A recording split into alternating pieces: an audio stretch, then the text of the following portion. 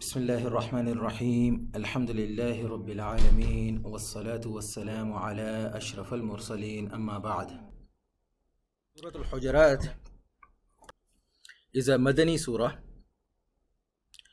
about 18 ayats, 18 total ayats in it, not a big surah, it's a very small surah. And it was revealed in Medina with a very specific theme. This theme, as I had mentioned in one of our discourse before, becomes a foundation for us to understand how we need to live our life with regards to mutual understanding in between people, how to form a community, how to form a relationship in among each other with honor and respect, and how to live our lives as a true Muslim. This Surah Al-Hujaraat, the word Hujarat is a plural. The singular of it is Hujara, Hujara. And many of us know from back home, it's the same meaning that we normally use, a small room, a small chamber. If anybody has seen the 3D models or has been blessed to go to Madinatul Munawwara and see some of the old museums that they have with regards to showing how the houses of Nabi Sallallahu Alaihi Wasallam they used to be, you would realize that when in Madinatul Munawwara they made the masjid, and the houses of the Ummahat al-Mu'mineen, the wives of Rasulullah Sallallahu Alaihi Wasallam, they were made around that area. So these were small rooms, and if you see, you can find it online as well, the 3D models for it. These are not really big houses, right? Very small chambers, very small areas. And it comes in the ahadith as well that these rooms, they would be like one room, not like us. We have, mashallah, 2-bedroom house and drying and dining and the kitchen and this and that, everything has its own demarcation and everything. No, they had one room that was divided conceptually. That area is for the kitchen, that area is for this, this is for this.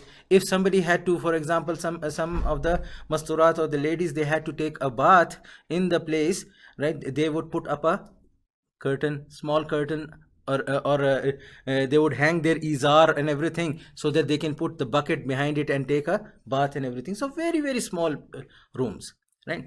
The reason why this surah is called Surah Al-Hujarat is because of ayah number 4, inshallah, which will come probably in the couple of weeks. We're going to be discussing the ayah number 4 with regards to the rooms. What was the incident that happened with regards to those rooms, which is why it has been mentioned in the surah.